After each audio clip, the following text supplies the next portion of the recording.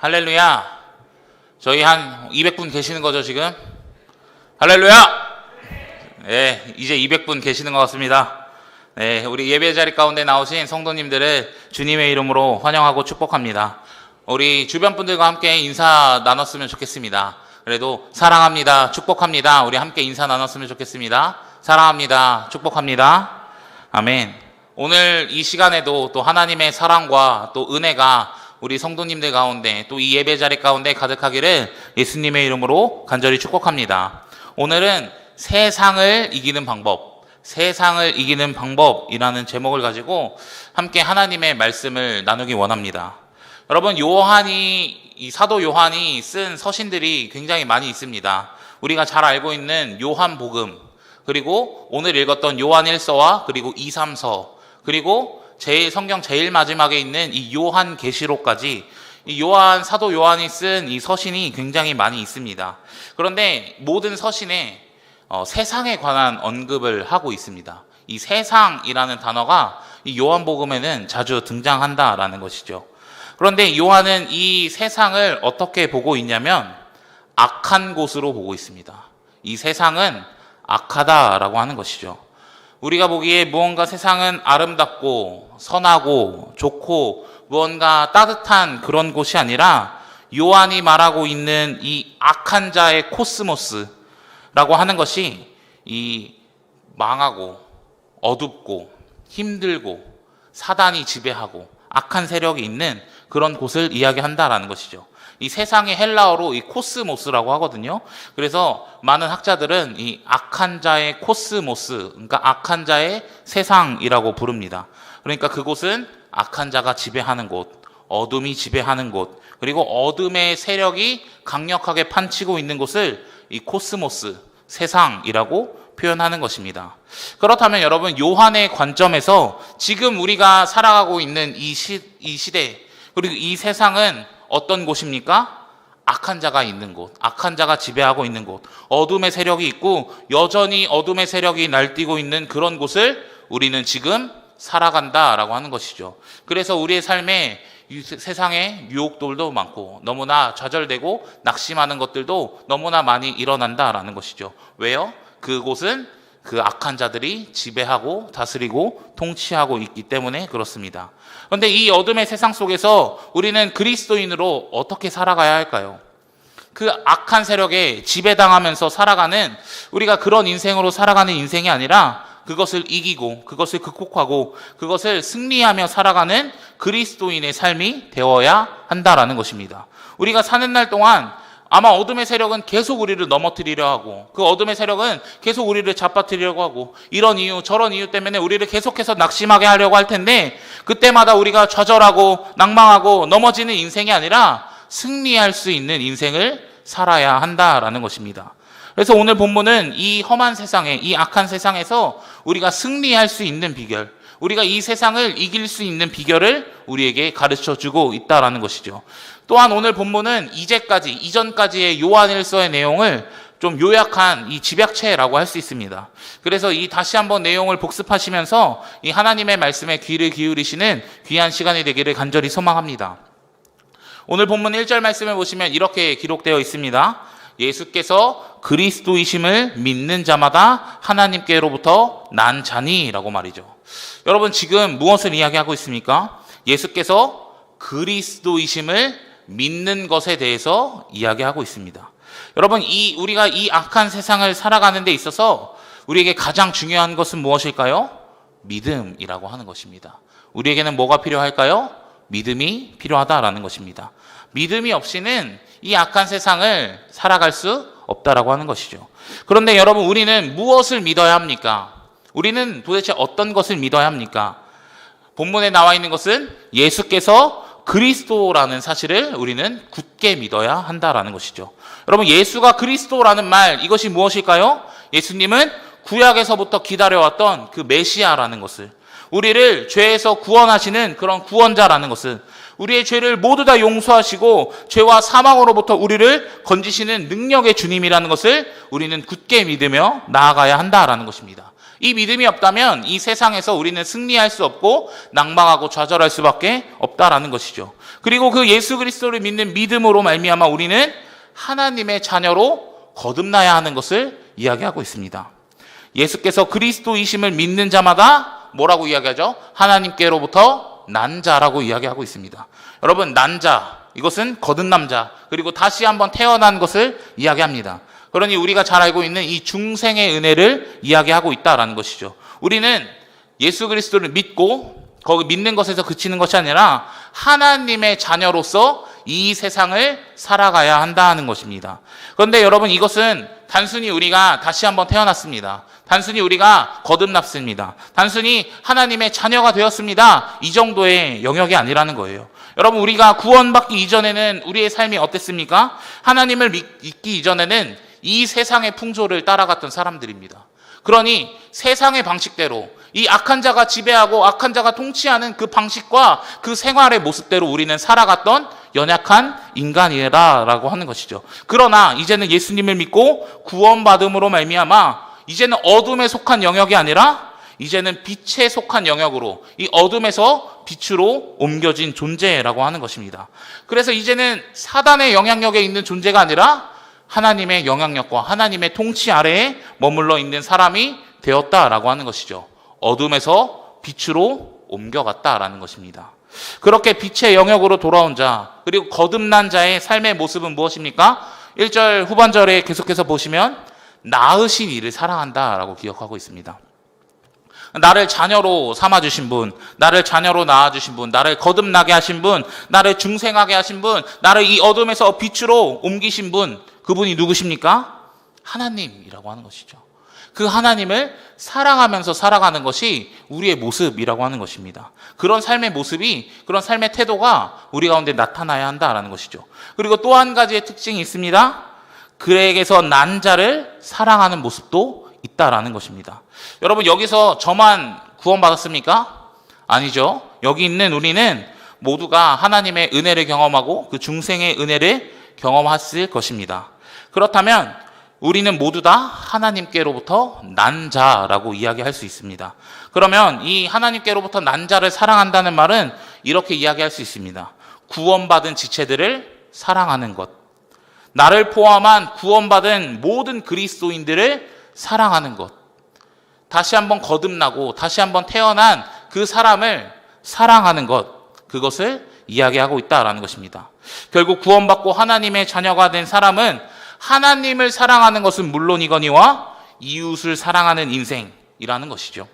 계속해서 2절로 이어가면 우리가 하나님을 사랑하고 또 그의 계명을 또 하나님의 말씀을 지킬 때 우리가 하나님의 자녀를 사랑한다라고 이야기하고 있습니다. 여러분, 우리가 하나님을 사랑하고 분명히 이웃을 사랑한다고 우리는 이야기합니다. 그렇지만 그것을 어떻게 보여줄 수 있습니까? 그것을 어떻게 증명할 수 있습니까? 행동하는 것. 행동하는 것으로 보여줄 수 있다라는 것이죠. 말만 우리가 하는 것이 아니라 행함으로 나타내는 것입니다. 열매 맺는 모습을 우리의 삶 속에서 보여준다라는 것이죠. 여러분, 그 모습이 계명을 지키는 모습으로 나타난다라는 것입니다. 하나님의 말씀대로 살아가는 삶, 하나님의 말씀을 지키고 행하는 삶이 되어야 한다라는 것이죠. 그리고 그것을 지키고 행할 때 하나님을 사랑하고 하나님의 자녀를 사랑하는 사람이구나, 그걸 알 수 있다라고 이야기하고 있는 것입니다. 계속해서 3절은 그래서 이렇게 이야기하고 있죠. 하나님을 사랑하는 것은 이것이다. 그래서 우리가 그 계명을 지키는 것이다 라고 이야기하죠. 그러면서 이런 이야기를 붙입니다. 그의 계명은 무거운 것이 아니다. 무거운 것이 아니다 라고 이야기하죠. 그러니까 하나님의 계명이 힘들고 부담스럽고 무언가 거부감이 드는 그런 존재가 아니라 우리는 그 계명을 지키는 것이 자연스러운 사람들이라고 이야기하는 것입니다. 여러분, 우리가 사랑하는 사람이 생긴다면, 정말 사랑하는 사람이 생긴다면 그 사람을 위해 뭐든지 해주고 싶은 그런 마음이 들지 않겠습니까? 그리고 그 사람이 좋아하는 건 뭔지, 그리고 그 사람이 싫어하는 건 뭔지 생각도 하고 또 고민도 하면서 우리가 그 사람을 배려하고 또 헌신하는 모습이 우리의 삶에 나타나지 않겠습니까? 근데 이게 계명이 무겁지 않다라는 게 이런 의미를 이야기하는 거예요. 여러분, 우리에게 율법이 주어졌으니까 나 이거 해야 돼. 나 이거 억지로 해야 돼. 강제로 하는 모습이 아니라 내가 주님을 너무나 사랑하기에 주님이 좋아하시는 건 무엇인지, 주님이 싫어하는 것은 무엇인지 고민도 하고 생각도 하면서 주님이 원하시는 모습으로 살아가야겠구나, 자연스럽게 그 반응이 나타난다라는 것이죠. 이게 계명이 무겁지 않다라는 말의 의미라는 것입니다. 그러니 하나님께로부터 난 자는 다시 한번 거듭난 것을 이야기하고, 그리고 하나님을 사랑하고 이웃을 사랑하는 그 모습, 하나님의 말씀대로 살아가는 그 모습을 이야기하고 있다라는 것이죠. 그리고 4절 말씀이 이렇게 기록되어 있는데요, 4절 말씀은 저희 함께 읽어보도록 하겠습니다. 4절 말씀 시작. 무릇 하나님께로부터 난 자마다 세상을 이기느니라. 세상을 이기는 승리는 이것이니 우리의 믿음이니라. 아멘. 여러분, 무릇 하나님께로부터 난 자마다라는 표현이 있습니다. 그런데 이게 1절에도 아까도 동일하게 나타났던 표현이라는 거예요. 그러니까 1절과 같은 맥락이라는 것입니다. 여러분, 하나님께로부터 나려면 아까 무엇을 해야 한다고 우리가 배웠습니까?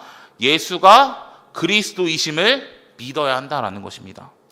우리가 그 믿음의 과정이 없다면, 이 믿음이라는 것이 사라져버리면 하나님의 자녀가 될 수 없다라는 것이죠.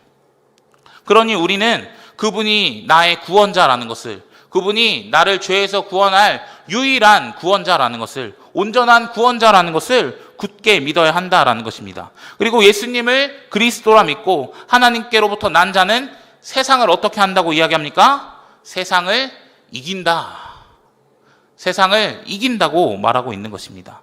그리고 이렇게 이야기하죠. 세상을 이기는 승리는 이것이니, 말씀 뭐라고 기록합니까? 우리의 믿음이라고 기록하고 있습니다. 세상을 이기는 방법은 무엇입니까? 믿음이 있어야 된다라고 하는 것입니다. 여러분, 이것으로 우리가 알 수 있는 세상을 이기는 방법은 무엇일까요? 1절부터 처음부터 이야기하고 4절에도 한 번 더 거듭해서 이야기하는 그 내용이 무엇입니까? 믿음이라고 하는 것입니다. 여러분, 우리가 믿음으로 살아갈 때 이 험하고 어두운 이 세상과 또 유혹과 핍박과 환난 속에서 승리하고 이기며 살아갈 수 있다는 것을 여러분 굳게 믿으시기를 간절히 소망합니다. 왜 그럴까요? 왜 우리에게 믿음이 중요할까요? 그리고 우리가 믿는 그리스도가 도대체 어떤 분이시기 때문에 그분을 믿는 것이 왜 중요할까요? 여러분, 그분은 이 세상을 이기신 분, 그리고 모든 사단과 마귀의 권세를 깨뜨리신 분, 그리고 부활하셔서 승리하신 분이라는 것을 여러분 우리는 잘 알고 있을 것입니다.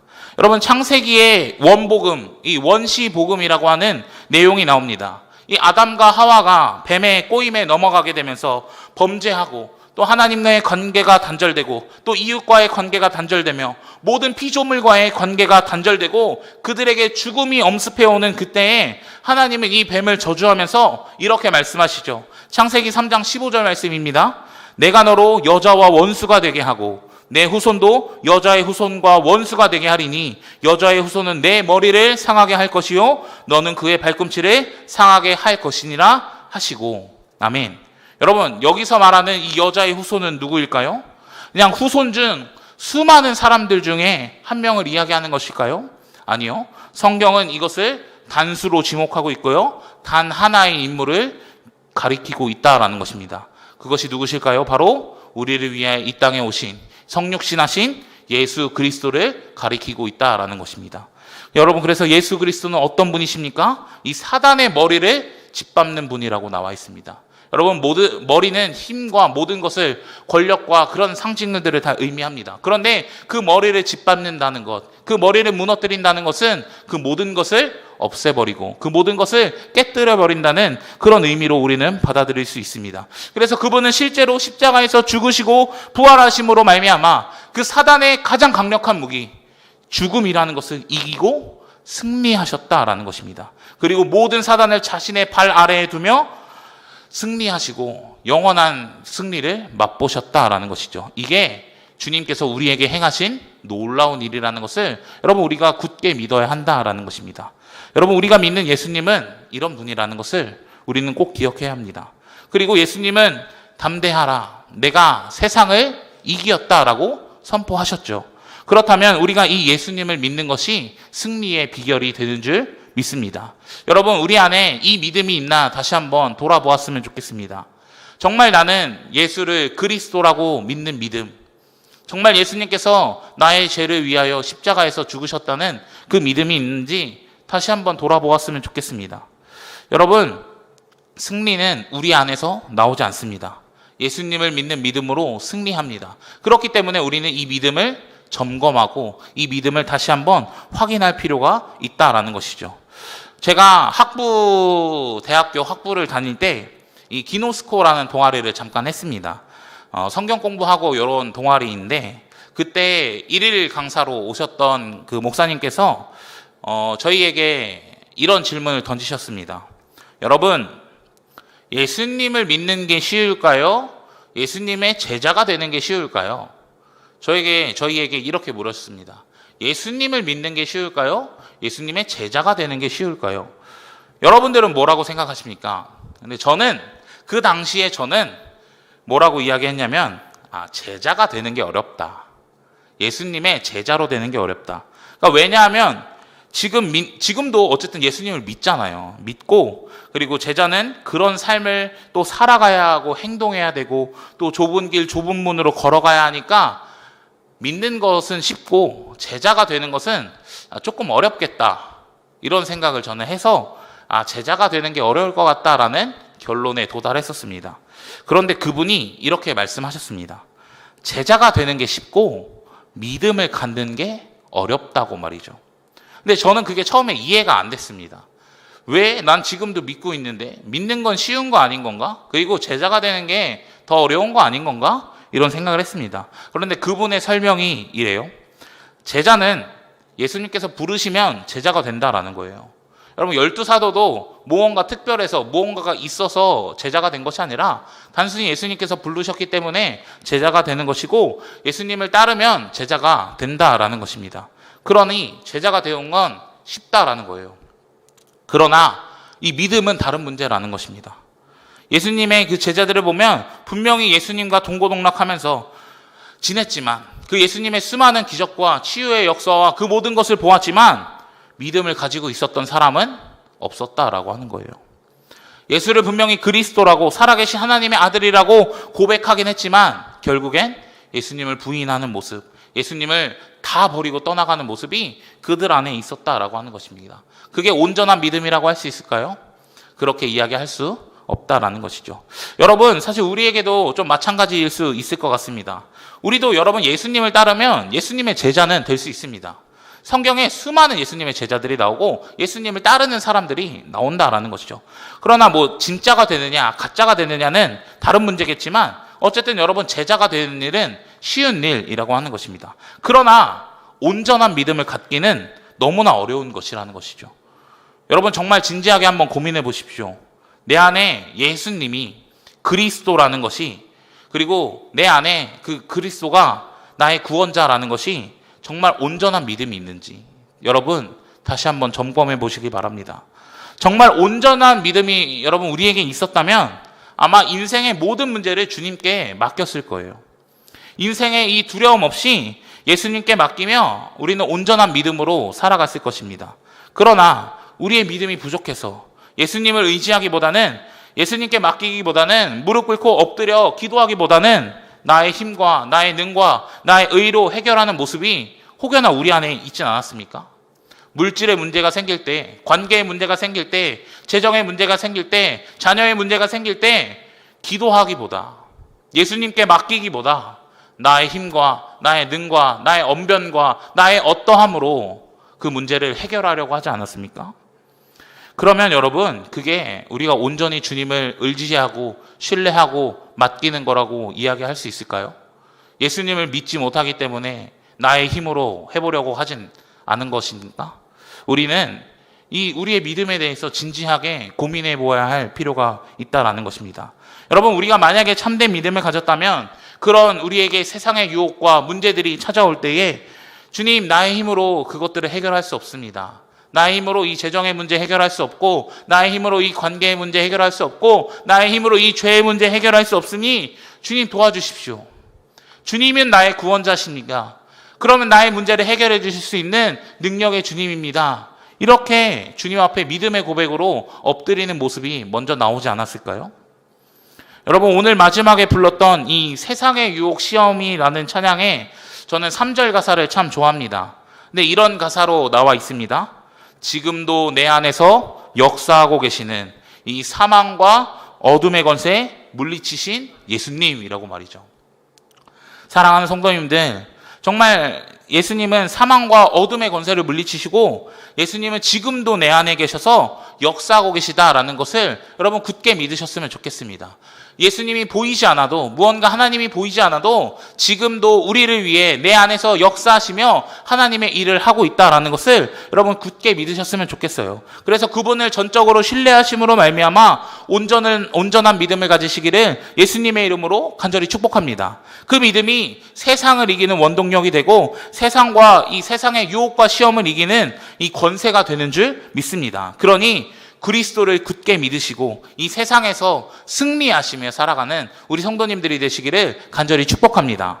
저는 이 세상을 이기는 방법을 한 가지 더 이야기하고 싶습니다. 여러분, 제가 본문 1절에서 3절 말씀을 계속해서 말씀드리면서 이 믿음이 중요하다라는 것을 이야기했었고, 그러면서 한 가지 더 이야기했습니다.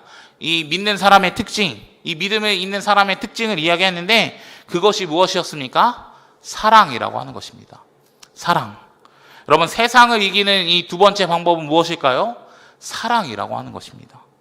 근데 여러분, 본문에는 믿는 자가 하나님을 사랑하고 이웃을 사랑한다고 말하고 있습니다. 여러분, 우리는 믿음에 대해서 여러 가지로 정의 내릴 수 있습니다. 믿음은 기다림이라고 정의 내리는 사람들도 있고, 믿음은 또 참고 견디는 거라고 정의 내리고 말하는 사람들도 있습니다. 그런데 여러분, 우리가 잘 아는 야고보서는 믿음을 이렇게 정의 내리고 있습니다. 믿음은 행함이라고 말이죠. 믿음은 행함이라고. 특히 어떤 문제에 대해서 다루냐면 이웃을 사랑하는 것에 대해서 다루고 있습니다. 이 야고보서 2장 14절 이하에 있는 말씀을 보시면 나는 하나님을 믿는다고 하고 하나님을 따른다고 하는데 행함이 없으면 그것이 구원에 도움이 되지 않는다라고 이야기하고 있습니다. 결국 이 믿음은 행함이라는 것과 같다고 이야기를 하는 것이죠. 그러면서 이웃을 사랑하는 이 모습, 이웃을 사랑하는 모습을 구체적으로 예를 들어 이야기하고 있습니다. 그리고 마지막 17절에 이렇게 기록되어 있죠. 이와 같이 행함이 없는 믿음은 그 자체가 죽음 믿은 것이라고 이야기하고 있습니다. 결국 여러분, 믿는 자는 행동하고 사랑한다라고 이야기하는 것입니다. 그런데 도대체 왜 사랑이 세상을 이기는 것이 될까요? 왜 사랑이 세상을 이기는 방법이 될까요? 제가 초반에 이 세상은 어둠의 세력이 지배하는 곳이라고 이야기했습니다. 사단 마귀가 지배하는 곳이라고 이야기했죠. 그러니까 악한 자들, 하나님과 반대되는 세력들, 죄를 짓고 미워하고 막 죽이는 것 등등 하나님과 반대되어 있는 것들로 이 세상은 가득 차 있다라는 것입니다. 그러나 여러분, 예수님이 이 땅에 성육신하시고 우리에게 그 놀라운 사랑을 보이심으로 말미암아 이 어두운 세상 가운데서 우리는 빛의 영역으로 옮겨졌다라는 거예요. 무엇 때문에 옮겨졌습니까? 그 십자가의 사랑 때문에 그 빛으로 옮겨졌다라는 것을 우리는 기억해야 합니다. 그러니까 이제는 빛의 영역 안에서, 그 하나님의 영역 안에서 이 세상의 영향력에 이제는 흔들리지 않고 이 세상과는 다른 방식, 세상의 방식으로 살아가는 인생이 아니라 세상과는 다른 방식으로 살아간다라는 것이죠. 그 방법은 무엇입니까? 진리를 가지고 사랑을 행하며 살아간다라는 것입니다. 여러분, 더 나아가 우리가 이 세상 속에서 또한 빛의 자녀로서 사랑을 실천하고 행할 때마다 이 검은색 영역, 이 세상을 뒤덮고 있는 검은색 영역은 점점 사라지는 것이고 빛으로 다른 사람을 인도하는 것과 같은 모습이 된다라는 것이죠. 사랑을 실천함으로 그 하나님의 사랑을 전달하고 나타내는 것입니다. 그것이 점차 퍼지게 되면 이 세상은 어둠의 영역으로 남아있는 것이 아니라 빛의 영역으로 점점 변해간다라는 것이죠. 그래서 결국 사랑으로 이 세상을 물들이는 일이 된다라는 것입니다. 저는 이 그림과 좀 모습을 상상하니까 무언가 좀 가슴이 벅차더라고요. 뭔가 우리가 하는 행동, 보잘것없는 뭔가 사랑의 이 모습이 정말 작은 모습이고 무언가 세상을 변화시킬 수 없는 것 같은 정말 미비한 행동이지만 그 일을 꾸준히, 그리고 그 사랑을 꾸준히 베풀어 나간다면 이 세상이 점점 더 변화될 수 있겠구나. 어두운 세상이 아니라 밝은 세상으로 변할 수 있겠구나. 그래서 세상이 기쁘지 않고 즐겁지 않고 절망적인 현실만 있는 것이 아니라 이 세상이 따뜻하고 포근하고 기쁘고 즐거운 세상이 될 수 있겠구나라는 마음이 들었습니다. 여러분, 이 홍대의 이 한 파스타집은요, 사회 이웃들을 도와주는 사업들을 많이 하는데 결식 아동을 돕고 또 소방관을 돕는 일들을 한다고 합니다. 그러니까 그 일들을 통해 선한 영향력, 사랑을 베푸는 것을 통해 좋은 영향력을 끼치는 일을 많이 한다라는 것이죠.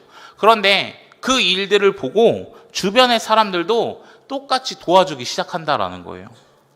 주변의 다른 사장님들도 나의 사업장도 이제는 사랑을 베푸는 사업자, 그리고 결식 아동들에게 사랑을 베푸고 소방관이 아니더라도 다른 소외 계층들에게 사랑을 베푸는 일들이 점점 더 늘어나기 시작한다라는 것입니다. 한 명이 사랑을 베풀었고 한 명이 사랑을 나누기 시작했는데 주변의 그 사람들도 그 사랑의 영향력을 보고 나도 하면서 계속해서 사랑을 행하고 빛을 비추며 나아간다라는 것이죠. 여러분, 저는 사랑에는 이 엄청난 영향력이 있고 사랑에는 엄청난 힘이 있고 사랑에는 능력이 있어서 그 사랑은 계속해서 퍼져나간다라는 것입니다. 저는 이게 사랑의 위대함이고 사랑의 능력이라고 생각해요.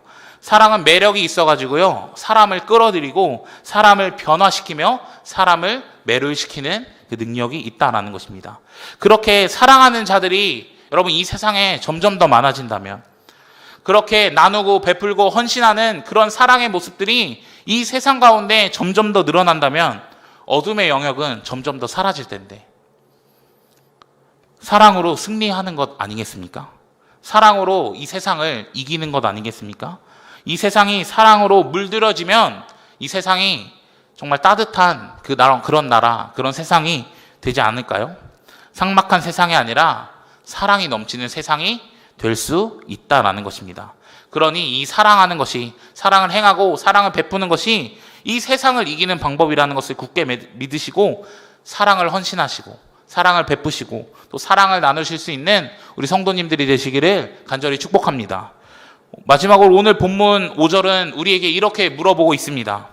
예수께서 하나님의 아들이심을 믿는 자가 아니면 세상을 이기는 자가 누구냐라고 물어보고 있죠. 세상을 이기는 자가 누구냐? 여러분, 사도 요한이 몰라서 물어보는 걸까요? 아닙니다.